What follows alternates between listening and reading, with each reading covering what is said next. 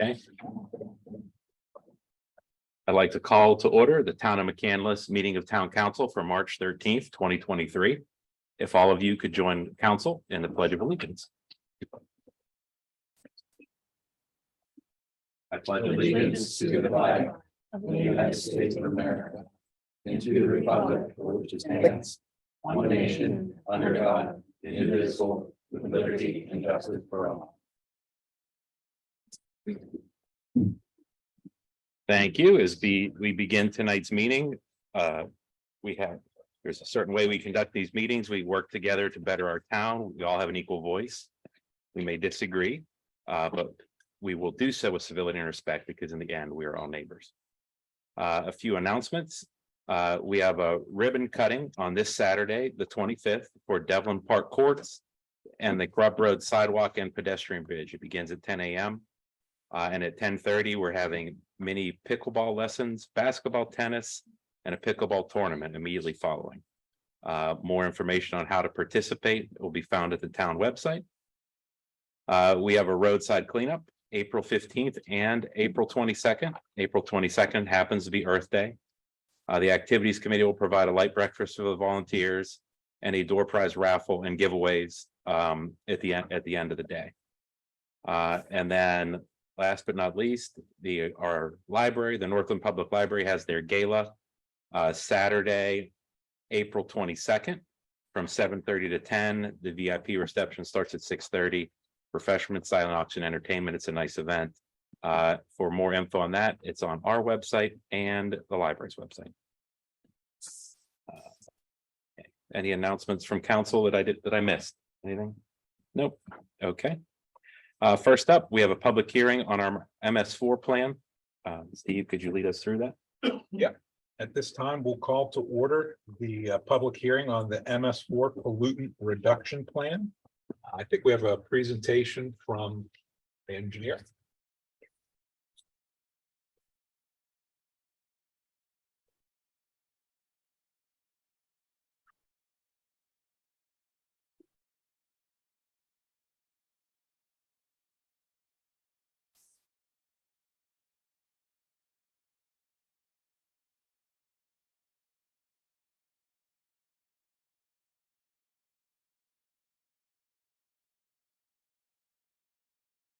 Is it on all the monitors? Okay, I can't see from where I'm sitting. Can you see here? I can see this one. Great. Okay.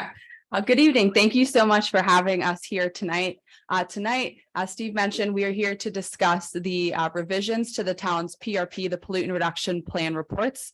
So as part of the DEP's process, we're required to hold a public comment period where we can address any comments that we receive from the public before we submit to the DEP.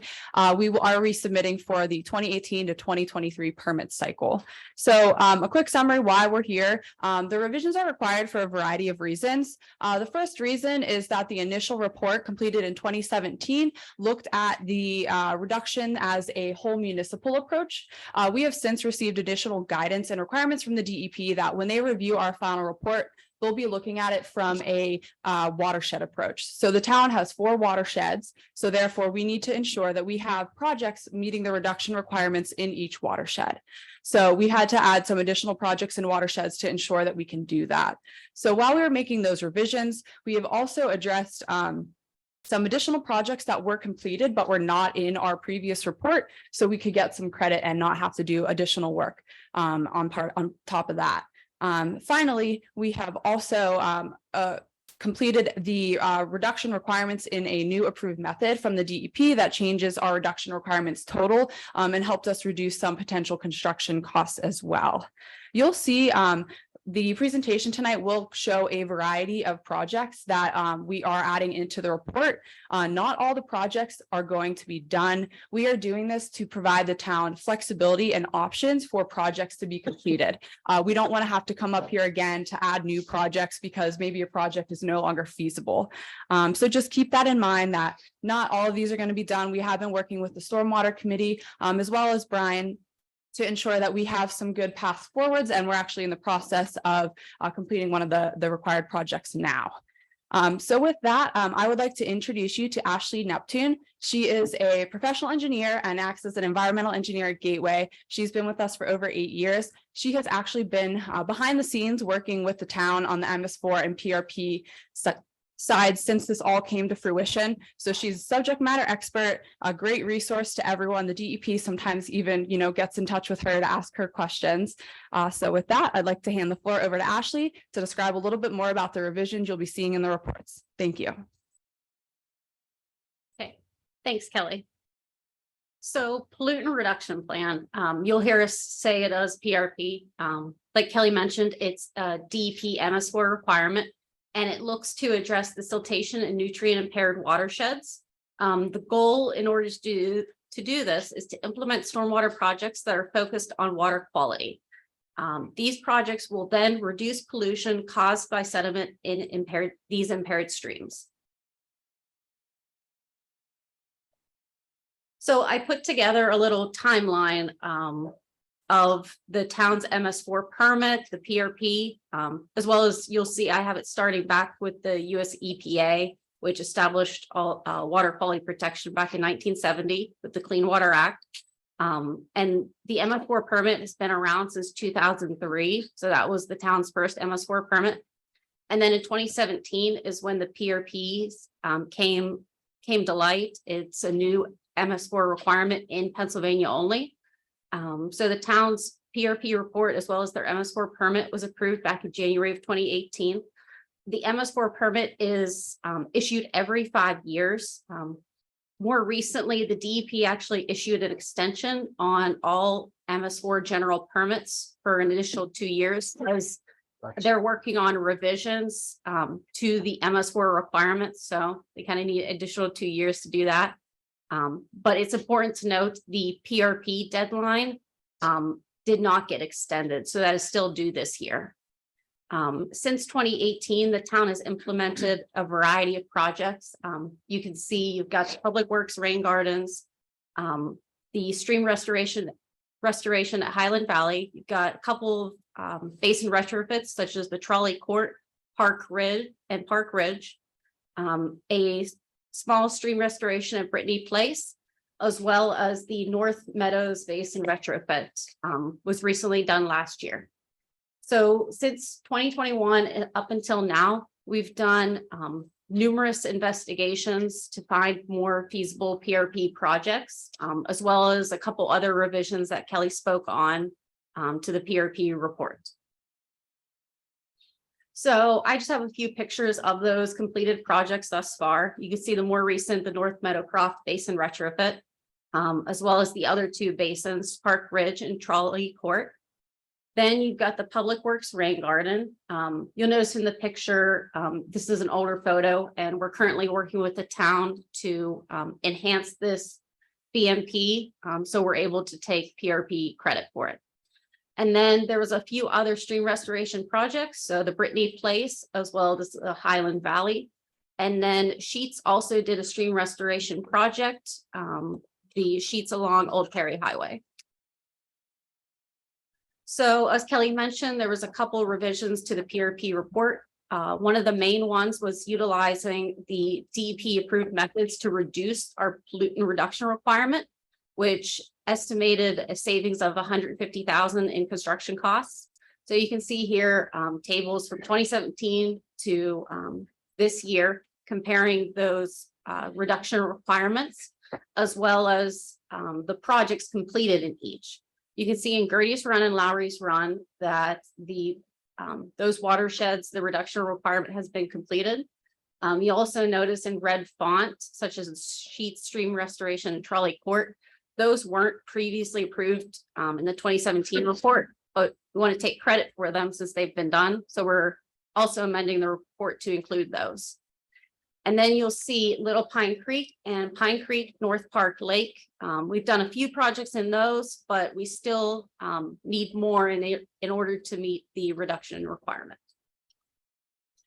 So in order to meet that remaining reduction requirement, we conducted numerous desktop and field reviews for new potential projects. We focused heavily on stream restoration, as those are the most valuable PRP projects. You can see in the example photos here, this is kind of what we look at in the field to get the best bang for your buck. Just looking for exposed sanitary sewers, more MTSA, flooding, or even eroded streams and landslides to make the projects more feasible. So going into the projects themselves, you'll notice for Little Pine Creek, this is where we only have the one project. This is at the MTSA Longview. This is on MTSA's property, and we've got a maximum of 600 linear feet of stream restoration available, but we only need 420 linear feet needed to meet that PRP requirement. Something else I want to say with the Little Pine Creek report, I'm not sure if some of you noticed in the printed copy of that report, there was just a error in it's one of the tables said Chartiers Creek, and it should say Little Pine Creek, but that'll be fixed before we get it submitted to the department. So going into North Park Lake, Pine Creek watershed, this is where we have more projects proposed in order to provide that flexibility that Kelly mentioned in project selection, so we can avoid revising and resubmitting to the department and having that public comment period. So one of the projects is a basin retrofit at Forest Trails. The drainage area to it is approximately 16 acres, and it's one of the town-owned basins. The next basin retrofit is Forest Oaks. So you can see it along Richard Road there, and it treats a drainage area of 11 acres. You can see by the photos, kind of what you would get with PRP credit for this basin is you just do removal of the sediment, restoration, replanting, as well as adjustments to the outlet structure you can get for PRP credit. So moving on to our stream restoration projects, we have 3 of them proposed in this watershed. The first one is on town-owned property. It's a public park, which provides education opportunity. And there's about a maximum of 2,200 linear feet available on the town's property. But in order to meet that new reduction requirement, we only need 485 linear feet to meet this. Second stream restoration option is along Richard Road, right before the pond, the Forest Trails Pond. This is on property owned by Forest Oaks Common Ground. There's about 740 linear feet of stream restoration available, and that exceeds the 485. And lastly, this last stream restoration option is Wexford Run. There's numerous property owners available on this, and as a result, there's 3,100 linear feet of stream restoration available along this stretch proposed. So next steps, now that we've got these PRP report revisions, is we want to address any public comments during the public comment period. And once the comment period is over, we'll finalize and submit the revised PRP reports to the department and address any comments they may have. And we'll also be, in the meantime, we'll also be designing, permitting, and constructing these PRP projects. For example, we're working now on the MTSA one with getting it designed and hopefully permitted shortly. And finally, once all the PRP projects are completed, we'll submit a final PRP report to the department. Any questions? Was there any work done at the Forest Oaks when they built up there to do any work with the stream up there? What do you mean? I'm sorry, the specific question of, There's a lot of building that was done up there. yes, Okay, those developers, did they do anything with that? they would have done the initial pond installs, but they would have not touched anything in the stream areas. No, it wouldn't have been part of the development. So we're responsible for the stream area. Correct. Any stream restoration would be on us. So we might work with them because it might be in HOA property. So we'll have a partnership probably with them if that's the case. You know, we'll have to have their buy-in to do that work in those areas. And then the basins in particular that they spoke about are our basins. We own them. That was part of that development. In the particular ones in this PRP plan are town-owned basins. It's typically easier if we own the property in the basins to maintain them and do projects in them. Other questions from council? Just one other thing that I asked the ladies to mention, but they didn't mention until I dropped in. So originally, the plan was submitted, the PRP was submitted in 2017. And it only included sort of inclusive of all the watersheds. What happened in the interim between that plan being submitted and the DEP's criteria now is we had to break it up into these watersheds and do particular restoration in each watershed as opposed to looking at the town as a whole, if that makes sense. So that's the big reason for the revision, but also the benefit of the revision is we've taken advantage of the parsing technique, which will allow us to get certain areas out of the requirement, which reduced the pollution load we had to remove, which reduces the cost. So all in all, it's a win-win-win, even though we're making this change. We're doing this for a number of different clients, just because, as with anything with DEP, we're figuring out as we go. They really don't know all the rules. They just kind of throw things at the wall and it can change from day to day. Thanks. We have been in contact with the DEP. They're aware that there's other municipalities in the same position. So as long as we update them in our final report on our status and our goals, then we're okay. I just had a brief question. Is this an unfunded mandate? So the DEP tells us we have to do it and we have to pay for it? Yeah. Yeah, pretty much. I mean, there's grants out there. You just gotta search and apply again. But yeah, it's unfunded currently. For the next cycle, we're working with Brian to make sure we have some grant opportunities for this. Quick question. In some of these areas, you noted a difference of maybe 420 to 600 that we only needed to do the 420.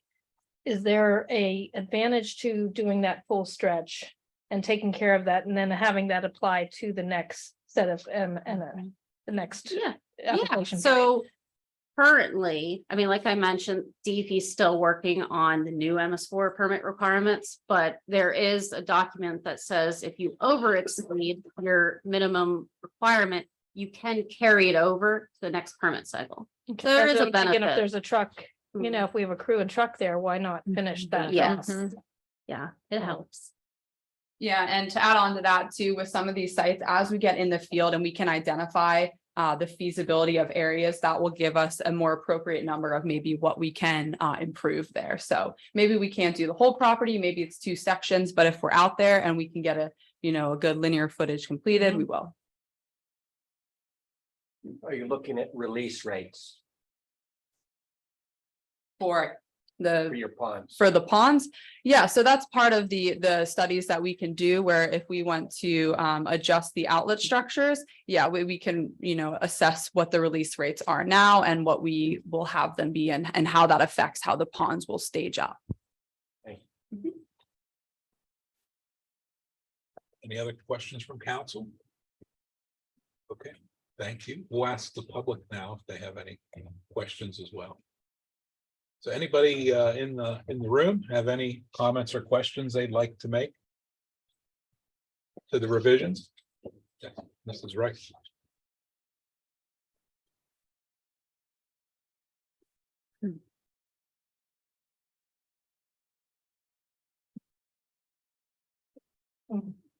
Ellen Wright. 9635. Old Coomer Road, Allison Park, PA. 15101. I'm new to the public comment piece for the public hearings, so this may be something everybody knows, but I just don't know. On the pollutant reduction plan on the website, in the second paragraph, it says after 30 days that there's a comment period time, but the posting doesn't have any dates, so you don't know when the 30-day time period began. And I found this presentation really helpful because I didn't realize when I was looking at it that that this was a resubmission of an earlier proposal, because I was confused as to why, if this was in 2017, why we were looking at it again at 2/23. So that wasn't clear. And it wasn't clear that things had already been done. Now, I looked at the, what was attached to the web to the agenda to see the reports, and I didn't do a really good look at it. But it would have been helpful to have known, looking at that work had already been done. And that timeline that they just showed, you just did the report, but it looks like it was really nice. And it would have been nice to have seen that timeline as to get the clearer picture, so that if you have a public comment period, so that you can see the history of what's happening. So let's see, so that helped me with, so the projects that have been completed, what's listed. And I'm kind of curious, out of all these different projects, how it gets decided, which ones are the ones that are done. And I think even though we have to pay for it, I think it's a good thing to have clean streams and not to have sediments building up. And I was here, and I'm sure you were here, when we drained North Park Lake because of all the sediments that had built up. And so I'm sure we don't want to do that again, because that was also taxpayer expense that cleaned that, to clean that up. And I'm curious if any of our streams are high quality streams, and if that's something we would want to aim for to get our streams into better quality for the organisms that live there. And since DEP is putting this emphasis on the watershed, somewhere on our website, it might be nice to include where the watershed boundaries are for the town, so people have an awareness of what watershed it is that they live in. So those are my comments on and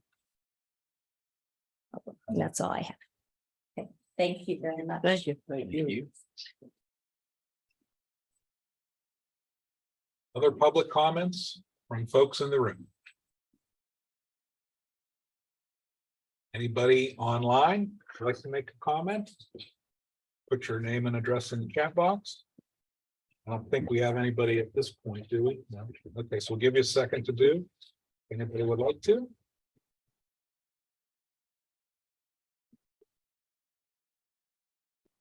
Seeing none, that's the end of the hearing. Just for the record, folks are still permitted to mail, hand deliver, or email any comments to the town at administration@townofmcandless.org if you decide to go by email. And that would be during the 30-day comment period, which, do we know when this was published? It was advertised on February 23rd. Okay, so the comment period would end around the 25th, I believe, of March. So you have another 12 days if you count today. So with that, the hearing is closed. After Steve, Sure. Oh, sure. sure, on the MS4. Well, the next one's a public comment on agenda items, so That's, yeah, either one. I Yeah, think. I can let them speak.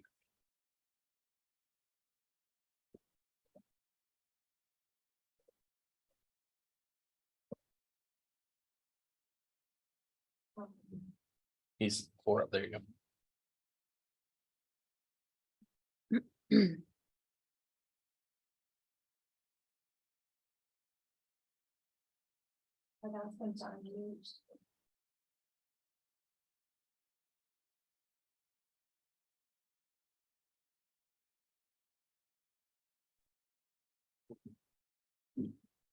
I think we're Laggy today.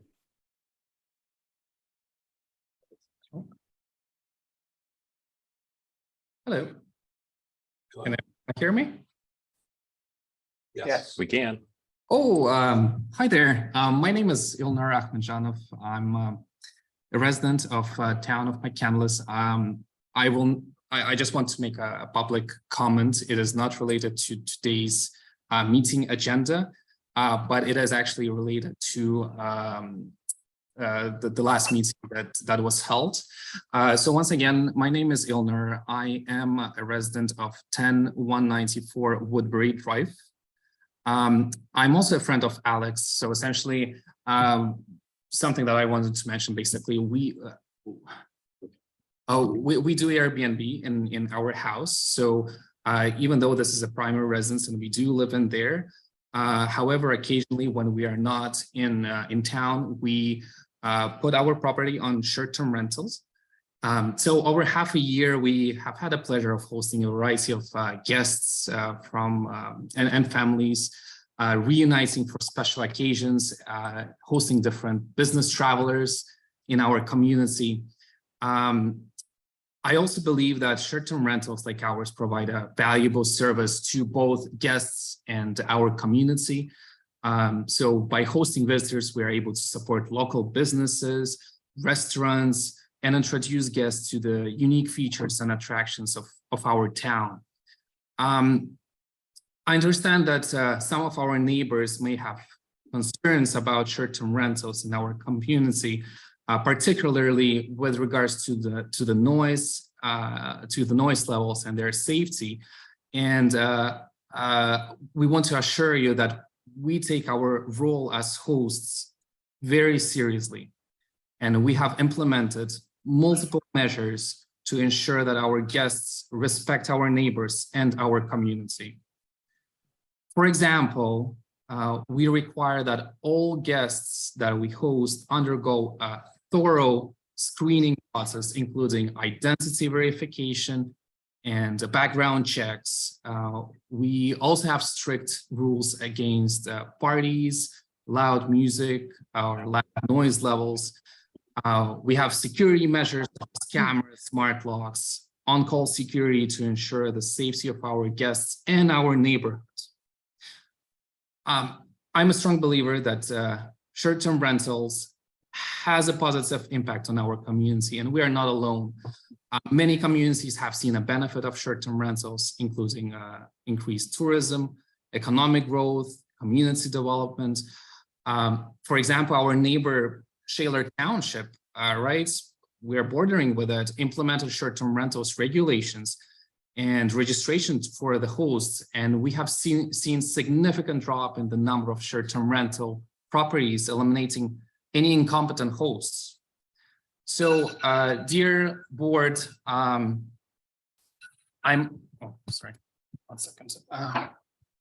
asking for basically your support and support in short-term rentals, as well as implementing the registration process for the hosts. So rather than prohibiting short-term rentals in the town of McCandless also, but rather regulating it. And we believe that short-term rentals can be a valuable asset to our community. Last note that I wanted to state, basically, last year, prior to engaging in any short-term rental activities, on August 18th, 2022, we have called town of McCandless. And I personally spoke to Judy Wagner, who is a tax administrator, who confirmed on August 18th, 2022, that there are no short-term rental restrictions currently in place, and that there is also no registration process either. At this point, I'd like to end my speech. Thank you very much for your consideration. And again, I'm open to open communication. I'm always available, and I would be happy to work together on that and to make our community even better. Thank you. Thank you for your comments, sir. We are going through a zoning modernization rewrite. So look at our website for upcoming meetings so you can have public comment into those as well. So thank you. Thank you. So we will continue with public comment on agenda items only. Is there anybody here in the room that would like to make a public comment? If you please so, come on up to the microphone, name and address. And then same online, if you want to make a public comment, please type your name and address in the chat box. We'll send you a microphone request. None? Okay. Moving onward. The February 27 meeting minutes were in your packet. Does anybody have any revisions to those? Seeing none up here, the floor is open for a motion to approve them. Dr. Make a Rafa. motion to approve the February 27 minutes. Okay, second, Second. Carolyn. Everybody in favor signify by saying aye. I, Any opposed? Okay, motion carries. Now reports of the committees. Dr. Rapa, can you run us through the Public Safety Committee? yes, thank you. First, on our reports are the police report, Chief Hawk. I see you had a very busy February. Would you like to comment on anything? Just training as usual, connecting with the community at Bigs and Blue. That's bi-weekly. I think a lot of our officers are wrapping up their annual mandatory update training. We took advantage of some other trainings, as you folks can see. We're trying out maybe tallying up the monthly, just the gross number of monthly calls for you folks, as you can see in the first line of the report. Otherwise, I think, at least in my short experience, February tends to be not a slow month for us, but kind of as far as our opportunities to engage the community and such tends to be a little bit slower. But other than that, any questions from anybody about any of these items? Not questions for those that maybe don't have the pack in front of them. You want to update everybody on the K9 and on our body worn cameras. Absolutely. Body worn cameras, we have a company in process downstairs installing hardware into all of the patrol vehicles. I think they've got about 3 or 4 of the 10 remaining done, so there's still a handful or better that need installed once that happens. And the officers are in process of taking some virtual training. We plan on maybe having a lieutenant from the north come down who they have a lot more experience than we do with these. Maybe do a little bit of roll call training as well, and then it'll be underway. We'll have officers start wearing them out there on the streets, I believe in the very, very near future. Just kind of a waiting game as far as getting those installations done on the cars. So been a long time coming, but we're nearly there with the body worn cameras. K9, I think I gave you folks kind of a general timeline. I think in May, our interested officer needs to select a partner. And then June and July, he plans to attend training with that partner. So if all goes as planned, I'd like to be able to introduce, and I'm putting the cart before the horse, but I'd like to be able to introduce him and his partner maybe for National Night Out or Community Day. That would be my goal.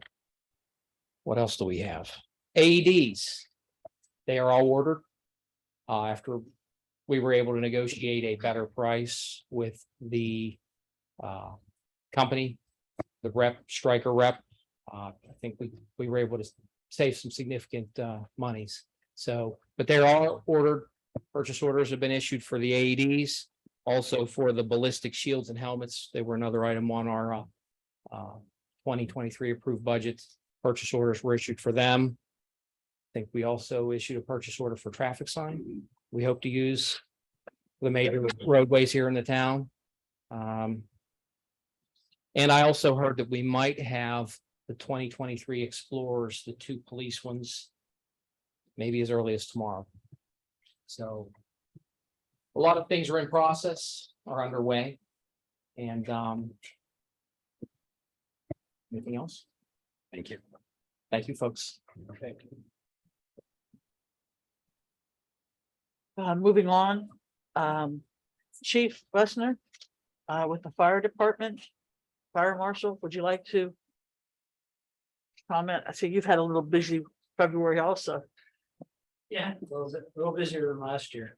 No, I don't have anything to add in my report. All of my numbers are in. If anybody has any questions, I'll be more than happy to answer.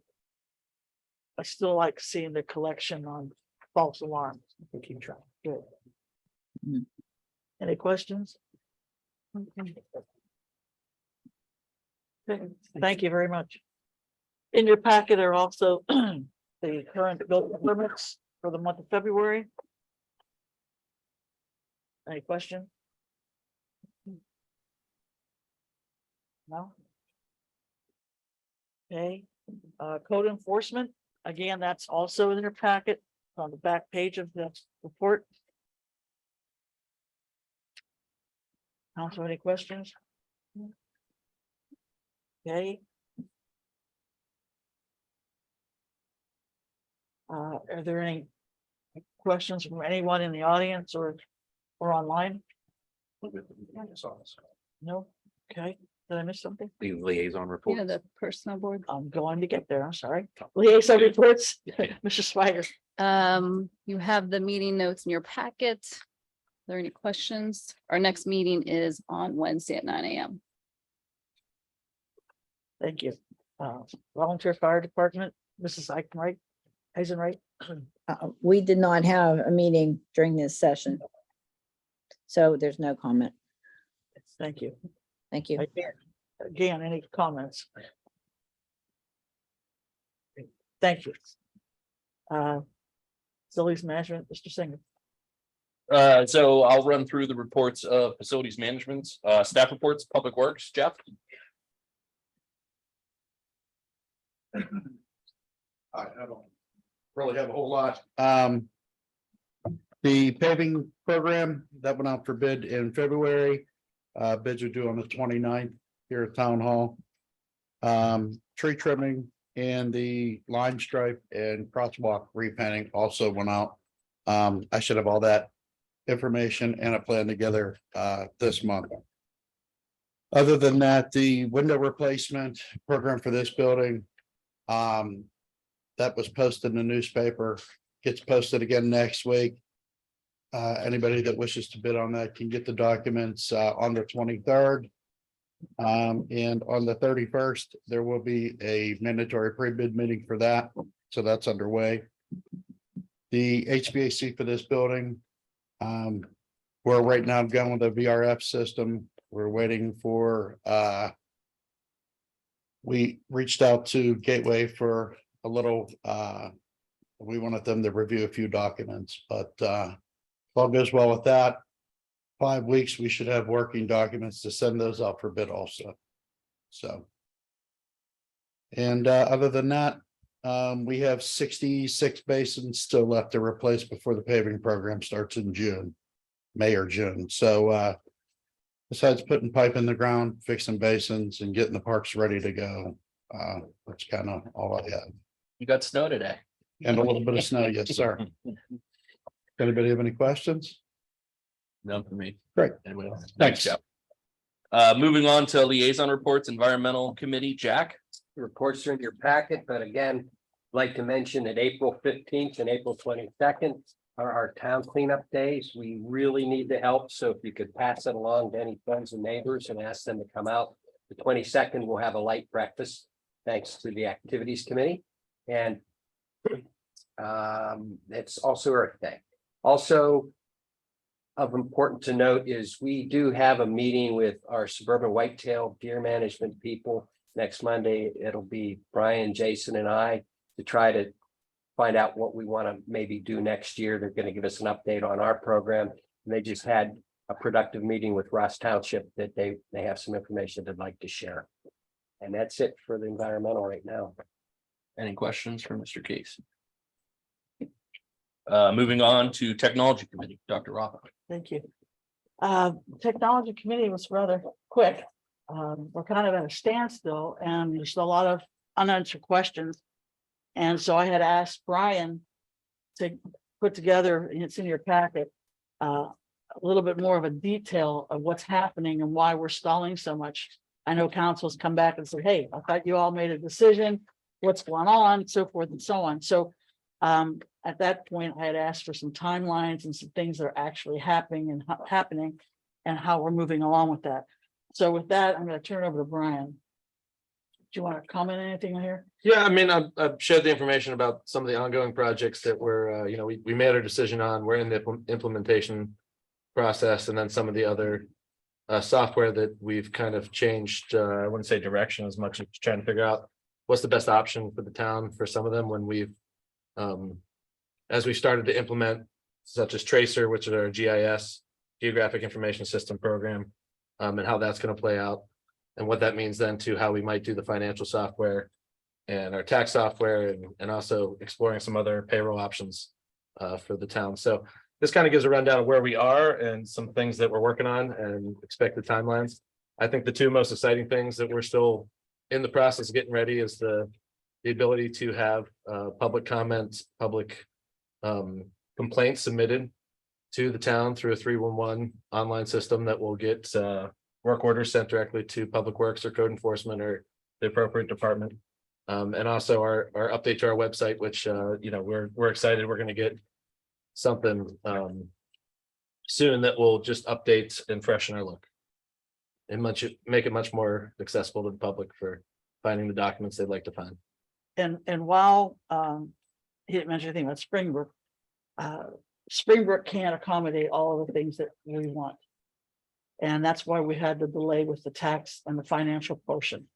As a result of that, the technology committee went back and there is going to be significant savings because we won't have to use those monies for those things. However, we're looking at our current tax provider vendor, and they're going to make some adjustments, and we'll probably stay with them. And there will be a cost with that, but it's not what it would have been if we would have went with Springbrook. So if you look at what Brian put in here into the report, you will see what's happening and what they've been working on and why there's been some delays. So I hope that answers council's questions about from the last time we had our meeting to get something more cohesive and get our hands around things. Can I just ask a question or two here? Uh-huh. In that dealing with the financial software, it talks about a provider here, you know, hasn't dealt with Pennsylvania municipality for the tax side. Is that Springbrook or is that Springbrook. That's Springbrook Springbrook. never built one? No. Okay. That was what I was curious about. I'm obviously concerned still about, you know, implementation here. I mean, we're about to enter the second quarter. We've identified, you know, this really could only be implemented in second and fourth. Right. If we signed it today, I doubt we would be able to make the second quarter. So our best case scenario right now is the fourth quarter. Do this. Do we think? I mean, I think it's a question of, is this the right program for us? As Okay, we've gone through this, and that's, you know, what we need to decide what is best for the town. And I'm not sure that. And that's why we're looking at this deeper than we Okay. probably did originally. in that, I mean, does that mean that our tech committee didn't look at it enough before? I'm worried that we're paralyzing ourselves by analyzing this 10 times. I mean, at some point, The tech committee looked at everything that was available and that was out there. okay, Did they look at the current program vendor that we had? No, they didn't. So. Why not? I don't know, because that was before I got on the Okay. technology committee. However, Tricia did. And Tricia has been looking into that a little bit more in depth. Once we get more information back, we'll be able to discuss it with the technology committee. okay, But they are aware of what the program does offer now. They are aware of that. I believe what Trish told me was they did a module upgrade so that they could be more current with their product, which changes the dynamics. okay. It's technology. It's going to continually update. So, And in order to answer your question, and then that's the root of what I asked. I don't foresee this happening at all. I mean, we're saying today we're about to buy another year. I don't see it going until 2024. It and can't. I mean, Brian, correct me if I'm wrong. Yeah, I mean, in my understanding of the, Everything that we've undertaken already, and we already started taxes and we all, it just doesn't seem feasible. And I get that, but I don't want to sit here in 2024 and say the same thing because the technology updated again. At some point we have, you know, and I read in here somewhere said, and here's an example I have. In this, you know, somebody complained from another municipality that it wasn't what they thought it would be. And I would say the same thing. If you would have walked into here after we just replaced the phone system, you would have heard the same thing from us I said- once we got the phone system. I said Now the you same walk thing. in here today, no one's going to say a thing about the phone system. I asked the same thing, and I asked Brian to set some timelines, so we have actual dates. So, and he'll have that before our next technology committee meeting. Because that's exactly what I said. I said, "Since I've been Bless here, we've been talking about this and nothing's happened. Yeah, I We'll just, keep talking and talking. I said, this Bless is you. a council that wants to see things get done. And with that, I had asked Brian if he would give us some timelines, talk to his folks. Let's get some timelines. So when we go back to technology committee, we have some dates. yeah, I struggle to wait a whole nother year for this. I mean, if the technology committee, you know, they made recommendations, I think at some point we need to go with what they recommend. If we can adjust, you know, I would rather get started and adjust later, but continually putting it off, especially in technology, there's no, I mean, we're gonna have to bite the bullet and do this at some point. I don't think, how do I explain this? I think the tax side of it would have been a lot more convoluted rather than stay with what we have. Not that they don't want to learn something new, they were all for it. But it's not going to serve the purpose for what we need. And that's my understanding. So now with the current vendor working with our folks to develop that, I think we need to know when that's going to happen so we can move forward with the rest of the Springbrook. That was my question, Mr. Singer, to the committee as well as to our town manager. So we're looking for some dates before the next technology committee meeting. All right, I appreciate the answer. I'm just not necessarily on board myself personally. My second to last question of this part is, in the notes for the fire marshal pre-planning, there was talking about a mobile module, and it looked like it was open-ended kind of in the end of the notes. Is that still open-ended, or are we gonna be able to do all of it? I believe we will be able to do it. We're still working through once that's kind of implemented. Okay, is that Just see what something looks that, like. you know, you need, because I think in the notes end, it said it was left up to administration or council. Do you need us to say, yes, No, I just I gotta think- see how it works with, because the pre-planning software has not been fully implemented. okay, It's still through that process. Once that process is done, we can move on to the next. okay, but we will plan to give them the mobile part of it too. This is the question I'm asking. Yes. Perfect. That was all I had, Dr. Rocca, from the technology committee side. Thank you. Anyone else? Anybody in public? Moving on, Stormwater Management Ad Hoc Committee, there was no meeting. We will have another one here in the second quarter. We work offline with the PRP stuff.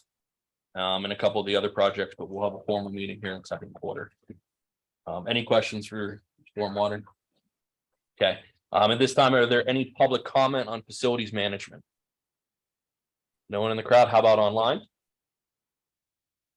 Then at this time, I will yield to Ms. Clunin. Thank you, Mr. Singer. We'll begin the reports of the Services Committee. We'll start with the McCandless Township Sanitary Authority and Mr. Casey. Most recent report is in your packet. If there's any questions, I'll be happy to entertain them. None. And now, the McCandless Franklin Park Ambulance Authority, there was a very extensive monthly report in your packet. If there are any questions, I'd be happy to try to answer or share them with the committee. Did I read it correct that they're $200,000 ahead this time as they were compared to last year? They are ahead, but there's still an issue with billable Mhm. services. We're still dealing with the issue that the trip cost and reimbursements are not matching at all, and that will likely keep on getting worse. So that is one thing, and one of the big questions we have is to get that certification or not, the value in doing something like that. And I'm looking forward to having the full authority board present at our next meeting next week, so we can start making those bigger decisions. That was my next question. We appointed Yes. Keith Hall and Bill Youngblood last meeting. Have they had a meeting yet over? No, that? we'll be Okay, meeting next week. Will be our first meeting with the full authority once again. great, thank you. Any further questions for the ambulance?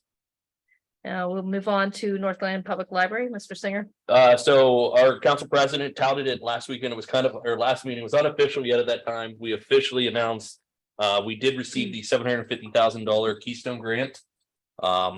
It is a giant. They chased this for a couple years. It's all member municipalities signed on for it.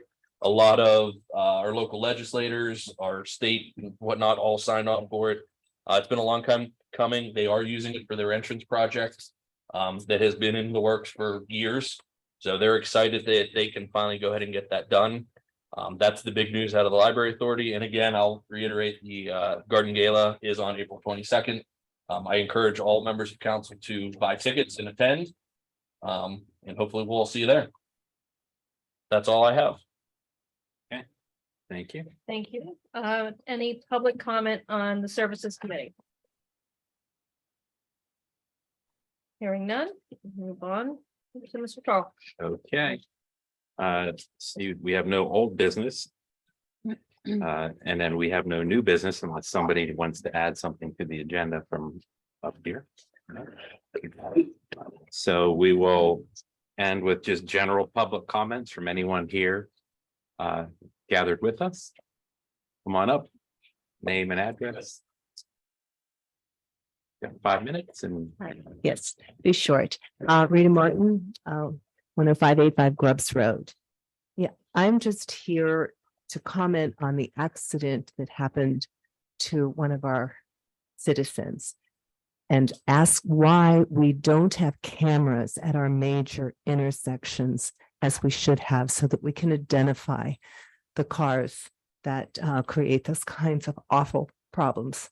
And it's for the safety of our community. I know we have cameras at some of the intersections, but how is that decided? And why wasn't there one there? Because that is a major intersection. So I please look into that and make it happen so that we can have safe communities. Thank you. thank you, Ms. Martin. Hi, I'm Larry Schwager and I live at 9922 LeGrand Drive. And actually have a couple points I'd like to make. First of all, I support Rita's comments about the cameras. Clearly they're needed and would serve the community well. When Mr. Leach crossed over the road, one of the things I've noticed in the past is he and others are walking along the road because there's no sidewalk. So you cross at the crossing and you end up walking on the road. It's very dangerous at that intersection. And one of my old friends, David Crockett, who was the town manager of Chattanooga, Tennessee, honored for the work that they did in Chattanooga to create the community linkages that were needed. He used to use the terminology linkage, leverage, and speed. And, you know, we got some leverage here because the Ashton Commons have put in the sidewalks. We also have the improvements at the parking ride. And it's time really to make that connection to from the shopping center all the way over technically to North Park. And I wanted to thank you all for the sidewalks and the new bridge. I think that's a great addition and will help make this work. But there are 4 communities that can be served by those sidewalks if we can get them done. And the town has a chunk of that sidewalk. I have to tell you, my wife and I walk it all the time, and you have to step out on the road on McCandless Drive there and walk in the wintertime because it's so muddy, and then get back onto the sidewalk, and it's dangerous. And we see cars flying through there all the time. So anyway, I think we have an opportunity to create a 4 neighborhood linkage to some of the better services in the community. And if there's a way to tackle that, that would be appreciated. The other reason why I'm up here is that you know, when I was a young pup, I worked for the Deer Research Facility at Penn State University. It was a joint venture between the federal government, the state government, and the university. And we did some studies on deer densities. We actually did a study out in Queehana, the wild area, and another one in Harry's Valley, which is south of State College. And those studies, and we had graduate students following deer around, actually, believe it or not, and seeing what the deer preferences were. And we found a really interesting profile on what deer like to eat and what they don't like to eat. And using that deer preference schedule, you could actually determine how dense the populations were. And that was really the effort of that work. And I share that with you because what I see here in Taunton is a real high density. In fact, it's actually increased under the deer program that you all have implemented. Just the other night, I counted 11 deer within 25 yards of this building on the hillside. And the deer are under stress. I see them struggling for food at this time of year.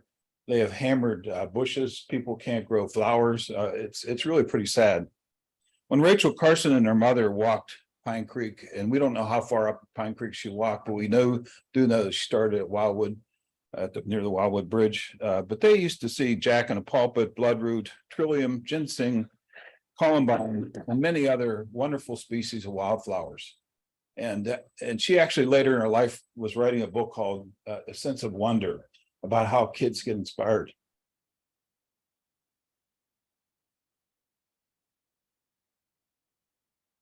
Today, if you'd walk the streams, what you'd find is Japanese knotweed, which is an invasive plant.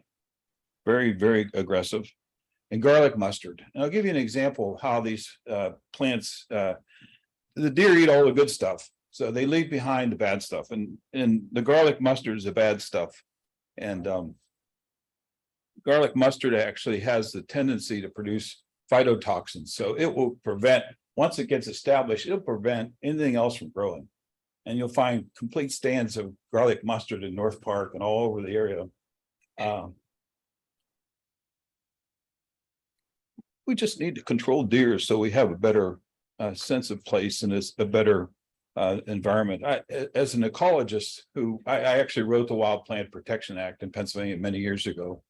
And the reason I did that was because I felt that these plants were really important to the backbone of wildlife and of all the things we care about. And without that, we end up with garlic mustard and the Japanese knotweed. So I just urge the committee, Jack, and the others who are working on this to really be much more aggressive in finding ways to harvest deer in this time. Because without it, we're going to continue to lose the qualities that make this a special place. So thank you. Thank you, Mr. Swiger. Any other comments from those gathered with us tonight? Nope. Any online? No. Okay. Okay. We're going to adjourn into executive session to discuss personnel matters and no other actions will be taken. Good night, everybody. Thanks for coming. Thank you. Were